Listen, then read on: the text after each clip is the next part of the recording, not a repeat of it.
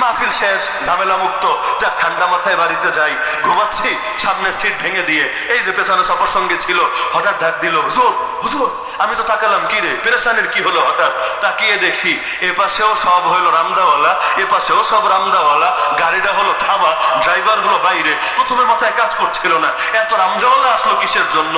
হিজড়ারাও তো রামদা নিয়ে আসে না, আইসে এমনি থাবড়ায় টাবড়ায় ঠিক আছে, কিন্তু রামদা নিয়ে তো এভাবে কালেকশন করে না। আর কাহিনীটা কি? বুঝতে বুঝতে বড় দেরি হয়ে গেছে। মূল কাহিনী হলো গাড়ি যাচ্ছিল, যাওয়ার সময় তারা স্টিলের বা লোহার কিছু একটা গাড়িতে মেরেছিল। সম্ভবত চাকার মাঝখানে ডিঙে লাগার কারণে বিশাল বিকট একটা আওয়াজ হয়েছিল। আমি ঘুমে, আমি কোনো খবর পাই নাই। এখন ড্রাইভার ভেবেছে এটা হলো গাজীপুর ন্যাশনাল উদ্যান, যেখানে ওই জায়গার কথা। এখন মোটামুটি জায়গায় আলোর ব্যবস্থা করেছে, নিরাপত্তা দিয়েছে, কিন্তু সেই সময়ের অবস্থা ছিল বড় করুণ। আমাদের এই ঘটনার প্রায় 2-4 মাস পর র্যাব অভিযান চালিয়ে কয়েকজন ডাকাতকে ক্রস ফায়ার দিয়েছিল আর কয়েকটার গ্রেফতার করেছিল, এরও আগের কথা। তো এখন বেচারা যখন এভাবে আক্রমণ করলো, এখন ড্রাইভার ভেবেছে গাড়ির টায়ার মনে হয় একটা খুইলা গেছে, এজন্য আওয়াজ হয়েছে।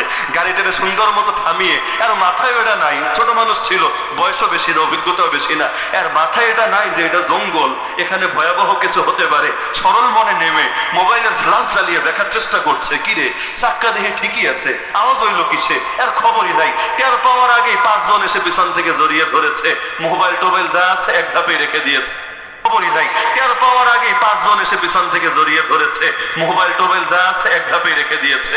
এখানে রাখলেও ঝামেলা খতম, তাও না, এবার 5টা মানুষ গাড়িতে উঠেছে, আমরা আছি 3 জন, ওরা গাড়িতে উঠেছে 5 জন, প্রাইভেট কার। চিন্তা করেন কি অবস্থা। আমার কোলের উপরে একটা বসছে, ড্রাইভারের স্টিয়ারিং একজন নিয়ে ড্রাইভারের পিছনে পাঠিয়ে দিয়েছে, কোলে বসে রামদাটা এমনি ধরে রেখেছে। কেমনটা লাগে? হুজুর মানুষ একটু সম্মান দেয় অন্তত, রামদাটা এখানে ধরে রেখে গাড়িটা চালিয়ে চালিয়ে মূল সড়ক ছেড়ে এবার ঢুকেছে জঙ্গলের মধ্যে। তাও কোন জঙ্গল? ওই ন্যাশনাল উদ্যানে গেলে আপনারা চেনার কথা, একটা জায়গায় দেয়াল ভাঙা ছিল, ওই জায়গা দিয়ে ঢুকিয়েছে, ওইটা তো আর রাস্তা না।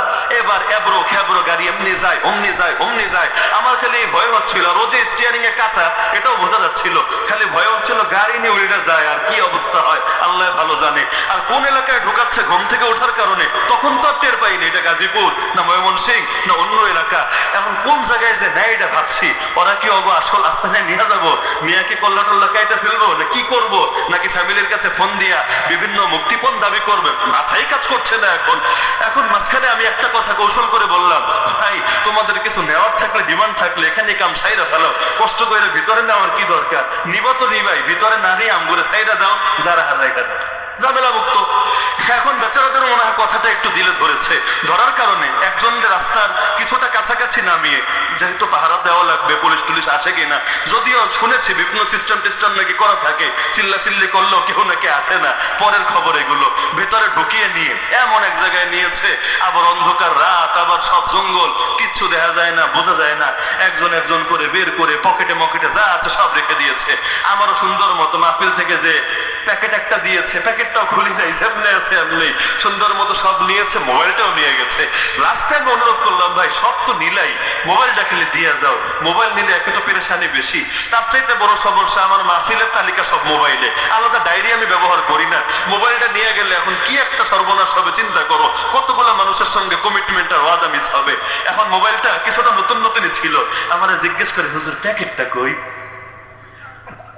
এখন আমি বললাম, ভাই মোবাইলের প্যাকেট নিয়ে কেউ ঘোরে, মানে প্যাকেট পেলে মোবাইলটা অনেক ভালো দামে বেচতে পারবে, এইরকম হয়তো চিন্তা। মোবাইলের প্যাকেট নিয়ে কেউ ঘোরে, এখন প্যাকেট কেন খুঁজছো, দেওয়ার কাম দিয়ে দাও। আমাদের সাথীরা যারা ছিল তারাও বললো, আমাদের মোবাইল তো 2টা করে নিচ্ছ, হুজুরেরটা দিয়ে দাও। পরে শেষমেশ কি ভেবে যেন অনুগ্রহ হয়েছে, বলছে হুজুর নেন, মোবাইলটা রাখেন, আর বাকিটা ক্ষমা করে দিন। পরে এখন বললাম, আচ্ছা এই যে যাবো এত দূর, যেতে রাস্তায় খরচও তো লাগবে, এখন খরচ ছাড়া কেমনে যাবো? বললো কত টাকা লাগবে? বললাম লাগে তো ভালোই মোটামুটি, আবার ফেরি আছে, ফেরি পাড়ি দিয়ে যেতে হবে। এখন গুনে গুনে 100 টাকার 5টা নোট দিয়ে দিল, হুজুর নেন এটা হাদিয়া, এটা দিয়া আপনি যাওয়ার খরচটা মিটমাট করে দিয়েন। এই হলো বাংলাদেশের অবস্থা।